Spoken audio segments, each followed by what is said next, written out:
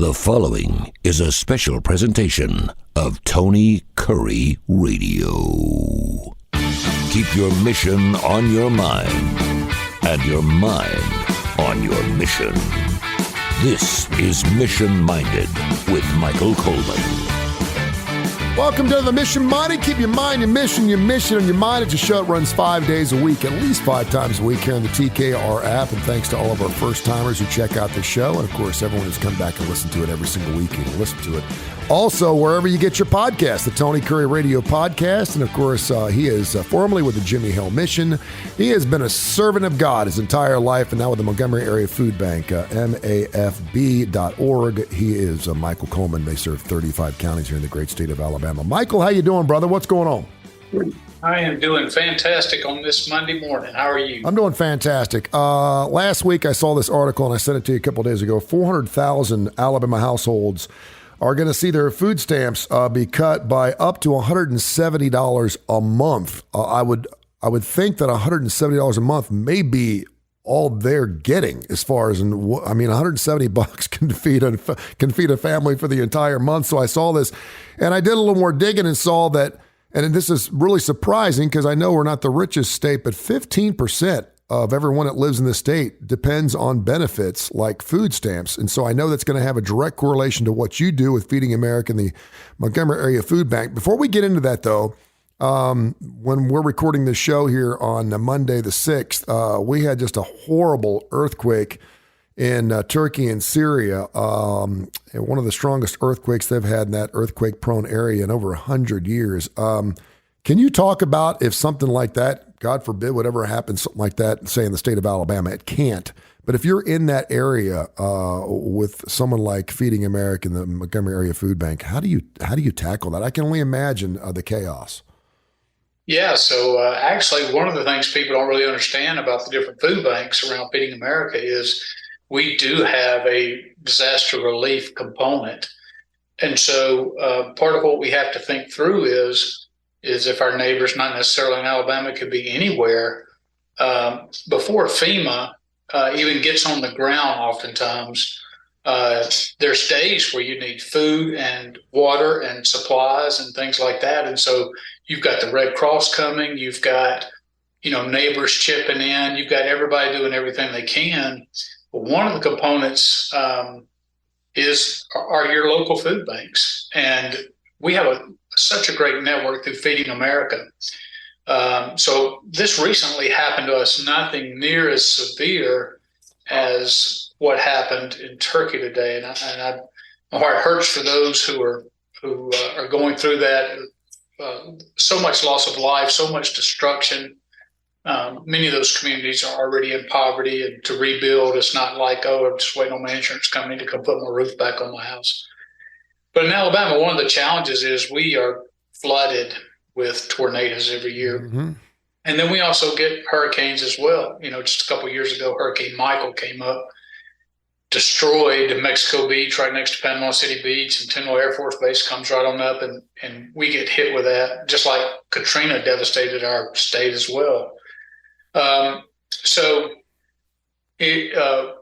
Through our network, we Feeding America comes right out and says, hey, what are your needs? We go right to the ground. We're taking truckloads of water and food and everything else that we keep stored in our warehouse.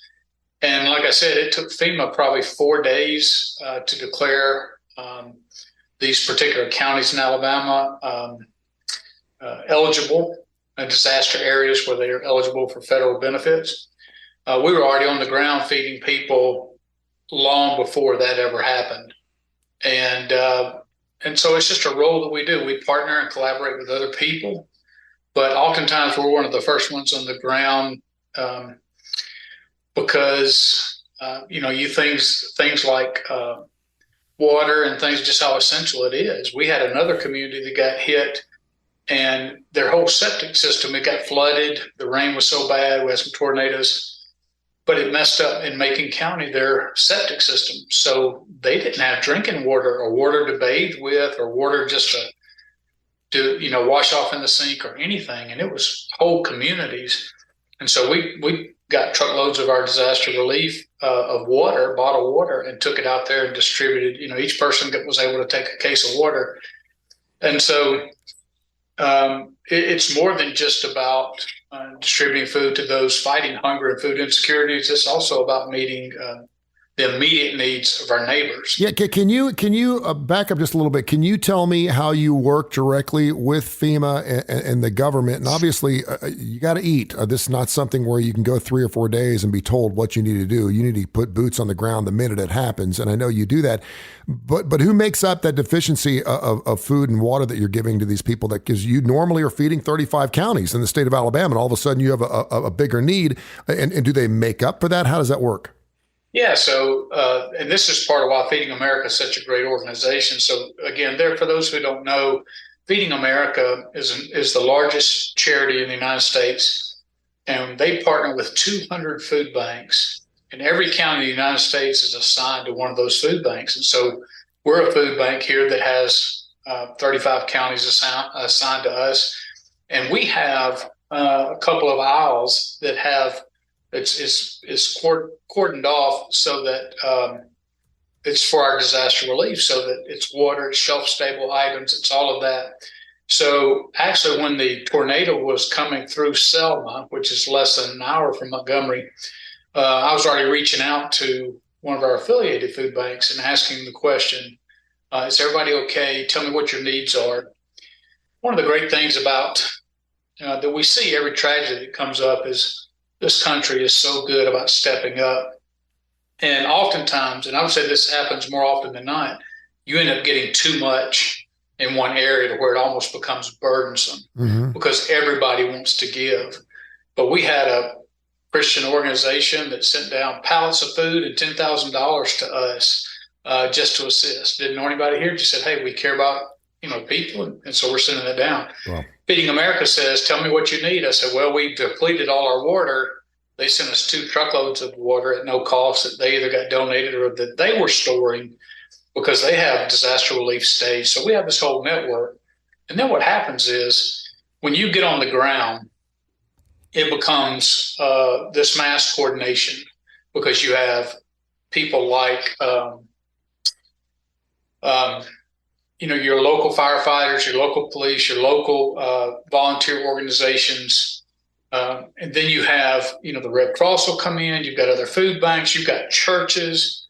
You just got your average guy out there with chainsaws trying to free people, that their cars are pinned down or their house are blocked, all those kind of things. And so you just get out there on the ground and you just start communicating and you start coordinating, and then you just move forward to try to rescue anybody that's out there, but also continue to get water and needs out to all those who are there. And then there's volunteer organizations. We have VOAD, which is volunteer organization for disaster. And it's just a volunteer organization throughout the state of Alabama, VOAD, and or for active disasters is what it stands for. I couldn't remember what the A was. And so it's amazing how we just have a country to where people are not indifferent to suffering. People are not indifferent to their neighbors' lives being thrown upside down. And then, when this happens in Alabama and you're battling poverty and food insecurity, you may have multiple families staying in a home because they don't have any option. And then a tornado comes through. A lot of these homes don't have insurance. You're just piling on the tragedies, and so we can't fix all those problems. But one thing we can make sure is that people are not going hungry and thirsty during this time. You're listening to Mission Minded. You can hear it at least 5 times on the TKR app. Thanks to all the people who have downloaded that TKR app and get great classic rock and roll. 13 different shows. We're in development of 3 other shows. And of course, wherever you get your podcasts, we're available in every major industry. Just look up Tony Kurre Radio Podcast or Mission Minded with Michael Coleman. You can find us and listen to all of our previous episodes. We just got through episode 50 last week, so we celebrate a little bit of a birthday there. The Supplemental Nutrition Assistance Program was put in place a couple of years ago to provide a financial boost during the COVID pandemic. It was something that I think was really needed. Obviously, the federal free lunch program was a big part of that. Now that we're coming out of COVID, which is a good thing, all those programs are starting to end. And I saw where 400,000 Alabama households are going to see those benefits through food stamps and the 1st of March, which could affect 15% of our state, which sounds crazy. It's up to $170 a month, which is something that maybe you and I could drop at a Publix in a half an hour. Some people, that's all they've got for the entire month. And the first person I thought of was you and Feeding America and the Montgomery Food Bank, because I would think that you're going to be directly affected by this. What's your thoughts on this program? On the fight? Listen, we're spending so much money to keep our feet on the ground. And it appears this country's healthier than it's ever been. If you just look at the unemployment rate, and we're doing everything we can to beat recession down because it just keeps chugging along. But what's your initial thoughts on the fact this is going to end, and how will it impact you? Yeah, so we Feeding America and Feeding Alabama, that's our state association. I mean, they stay right on top of these. And so we got emails down before it even went public out saying, look, this is coming. And so just so our audience understands, I'll provide a little context. So, we have many people in our area, many children, who the only real meals they get are breakfast and lunch, and they get that through the school program. And then COVID came along and they said, hey, well, we're going to do distance learning. And now all of a sudden they're at home and their home situation hasn't changed. Yep. And so now it's up to the families, and the families are saying, look, we can't make ends meet right now. And now we have the burden of feeding the children 2 more meals. So the government stepped in and said, hey, we're going to give you a supplement. And the average in Alabama was $170 was the average supplement on top of what they were already getting. And so now the time has come where the federal government has said, okay, the crisis is over. People are back in schools. We're going to remove that supplement. And it's human nature that it's just like all of us who get a raise at work. That's what it feels like. And so you start getting used to that money come in. You start adjusting your cost of living, and then it gets taken away, and it's tough, especially when we're living in some high inflationary times. And so it's very daunting for, like you said, and Alabama's no different than every other state. 15% of our population are on food stamps. That's about 730 to 50,000 people. And some get very low amounts. I mean, the lowest amount in the state of Alabama, there's some people that get $23 assistance a month. And then there's some people, if you have multiple children, you may get higher assistance. But yeah, and I'll tell you even another little kick in the pants to some people. If you're, Social Security is fixing to get its biggest hike ever. I shouldn't say ever. I don't know that to be a fact, but the largest increase in a very, very long time.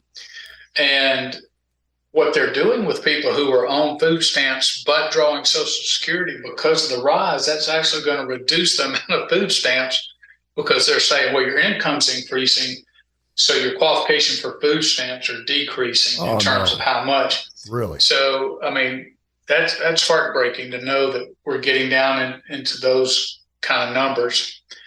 I will tell you this, and I'm going to kind of talk about this in a little bit different sense, is I have friends who, when you look at the politics of this, I have friends who are on the conservative side of the aisle, and I have friends who are on the liberal side of the aisle. And I really try to listen and learn to both perspectives. I understand the crisis of the debt. I understand the challenges with we're $33 trillion in debt. I get it. That's a very real thing, and those numbers matter. And so it's easy to sit back and say, we should, as a national policy, we should not have government benefits. Maybe they feel like it disincentivizes work, or maybe, just all the traditional arguments against public benefits. And I'm not saying those arguments in a larger context are bad or wrong. But where I am on the ground is it's not national politics. It's not Republicans versus Democrats. I see a little child. Yep. who is brought into a home and I see the face of hunger. And yeah, there's things, no doubt, that, I wish they lived in a different environment. I wish that these parents had different set of values. But in our national focus on trying to manage the budgets and trying to be wise spenders of tax dollars, I'm looking at the child that's hungry. And at that point, I'm like, I don't give a damn about this national argument, whether it's right or whether it's wrong. I don't give a damn who's right about the Democrats or the Republicans. I'm on the ground looking at hungry people, and all I want to do is get them something to eat, because I understand that the lack of food, it will end up being a childhood trauma to this person, and it could be something that scars them for the rest of their life. And so I think if we could, it's not that I want to get into the political discussion, but I think sometimes if we could just peel ourselves away and look at it from a more humane perspective, is that maybe then we could better decide how to spend those dollars to the aid of our neighbors. Yeah, Michael Coleman here, I'm mission-minded, and I feel you, man, and I think that's a great way of putting it. You've been doing this for so long, you've been a public servant for so long, and it goes back to the story of the father and the son walking up and down the beach with the million clams, and the son starts throwing each clam back. He's like, "What are you doing?" He's like, "I'm saving these clams." He's like, "You can't possibly save them all." He said, "Well, ask the one I am saving if it's important." I get that. Yeah. But at some point, you're trying to fix the problem, right? And Sure. I don't think anyone in this country believes that we don't have enough food to feed everybody. We know we do. It's just, logistically, it's just very difficult to get into those areas. So, I mean, I could certainly see where, and then you see something like this that obviously is incredibly beneficial, and it's unfortunate it would be one of those things that was cut. But it was a temporary measure. Right. But like you said, man, when you expect a Christmas bonus and you get it for 20 straight years, and that 21st year you don't get it, and it's part of your pay, you're like, hey, you're pulling a Clark Griswold. You're like, where's my money? And when you've had that for 2 years, that's got to be a really difficult pill to swallow. Look, I am all for a very logical discussion about how you spend government dollars and how it affects society, both positively and negatively. And there are excesses on both sides of the aisle. And so you can have a dispassionate talk and just talk about philosophy. It's philosophically, I don't think it's good to spend these dollars on these people or in this way. And so that's all well and good. What matters, though, is when somebody at the state legislature or at the federal level, when they make a decision not to approve or to fight against the Farm Bill, which a lot of our USDA food comes down to people in poverty through the Farm Bill. But you may make this plea, like you're standing up in front of your constituents and saying, no, I want to be responsible with your money. I get it.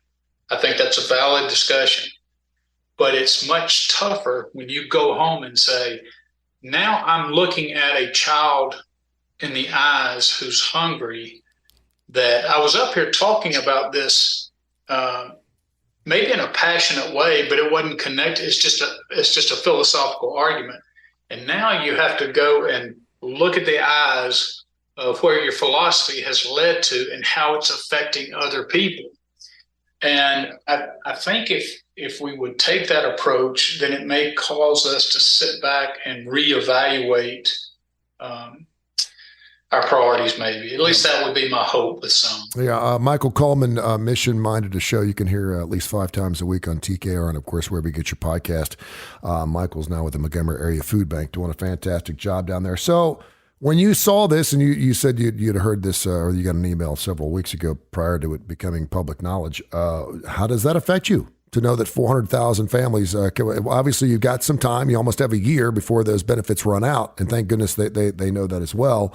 Hopefully things can change. That's this March. Oh, I'm sorry. You're right. That's this March. Next month. Yeah. Thank you. That's the 1st of March. So you don't, let me take that back. You don't have a lot of time to figure it out. How does that directly affect you? Yeah, so we instantly reached out to all of our agencies, and over our 35 counties, we have probably about 600 food pantries or other organizations that help us distribute food. And so we immediately reached out to them to say, hey, get the word out, start talking about this issue, start spreading the word.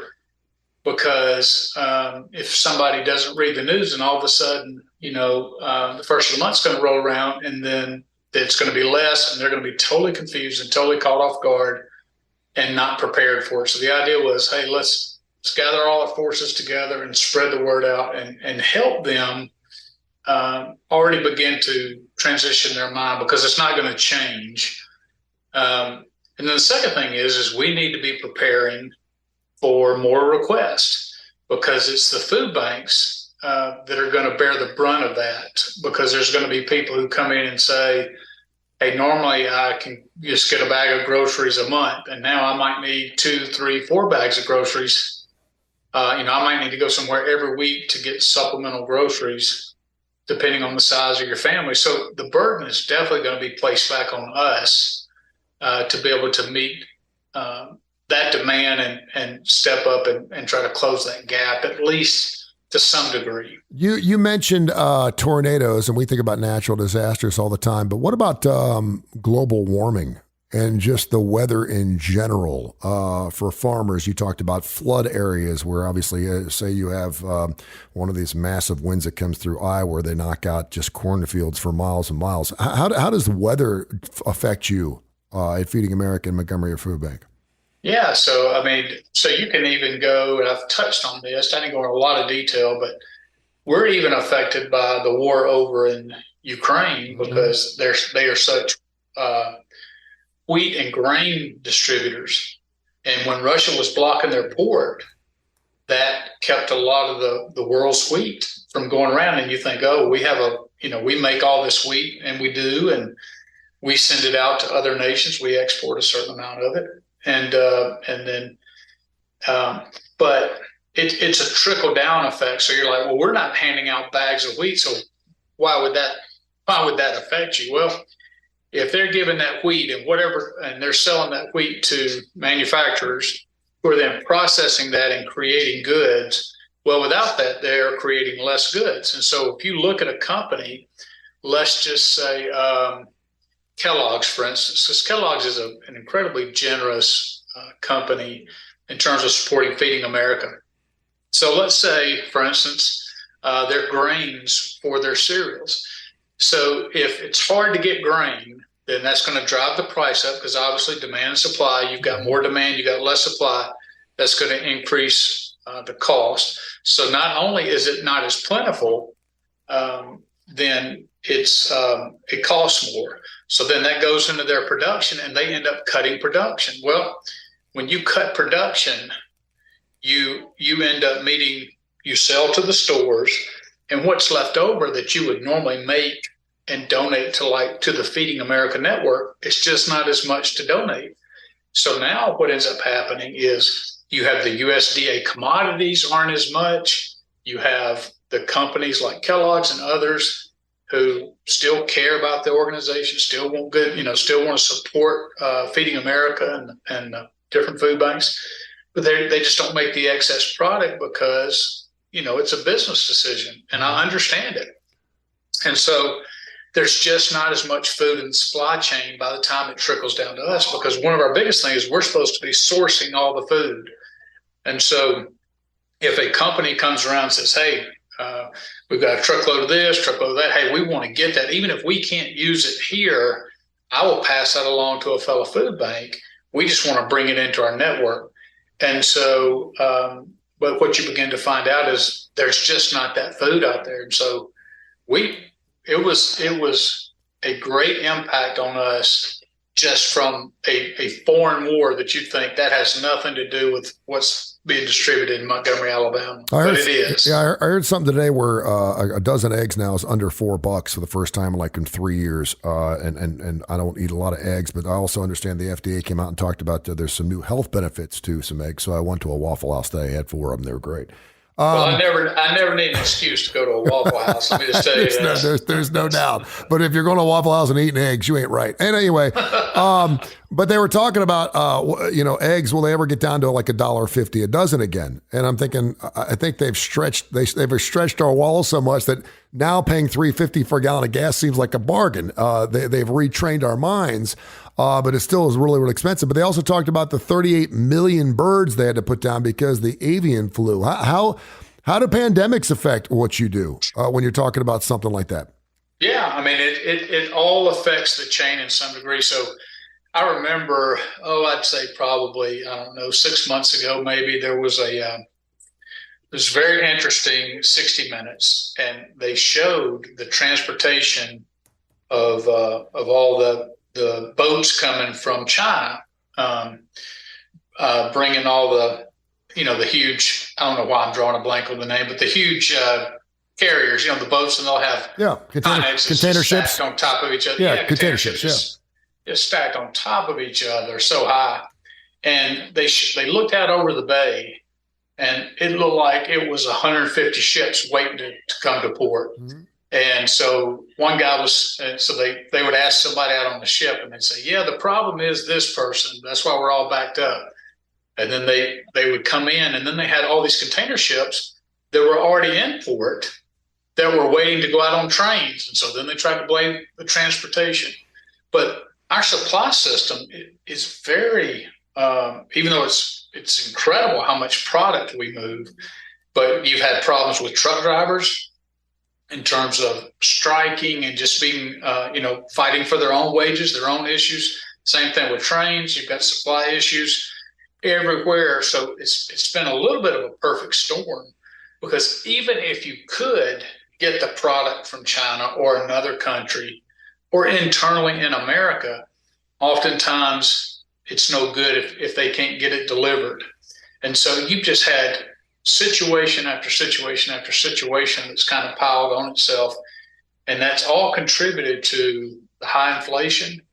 And then the high inflation, brings its own challenges. Somebody might say, hey, I just don't have any money left over the end of the month, but I can typically, as long as there's no big emergency, I can get through, a month. And then all of a sudden they go from paying $2 for a gallon of gas to, like you said, $4 in a very short time. Now their groceries are, 10, 15, 20% more. And then they're just like, I just don't have the money to make it. And so you've got people who are self-supportive, have never stood in a food line in their life. And that's why they said during COVID and all that, so many jobs were lost and so much of that happened, that there was a 50% increase to where 60 million Americans had sought food assistance. If there's getting close to 400 million Americans, 380, I forgot what the last data shows, but you're talking about 1 in 6 Americans sought food assistance. So this is not just a poor man's game anymore. This is bleeding over into some middle class families, because we've all heard this before. How many people, like 40% of the nation, is one paycheck away from being homeless. Yep. So I've been in radio for 40 years. I know. Yeah. I mean, so it's really, we are a safety net for people, oftentimes not just poor people. I know there's the stigma that people on food stamps, they're irresponsible, or they don't want to work and all that. I've heard that, but that is not who I'm seeing needing assistance. It's those who are doing the best they can with what they have and just can't bring it all together. Keep doing your thing, my brother. Tell people how they can find you and how they can help you at the Montgomery Area Food Bank and Feeding. Yeah, go to MAFB.org. And again, you can reach out through me through email or any way I can help people. I love talking about business. I love talking about organizational structure. And I'm looking forward. I know you got a couple of emails from a couple of weeks ago, and I'm looking forward to getting to those. We'll do info at TonyCurryRadio.net. We'll do all emails next week, brother. Hey, I appreciate you, man. Take care of yourself. Hey, enjoyed it. This has been a special presentation of Tony Curry Radio.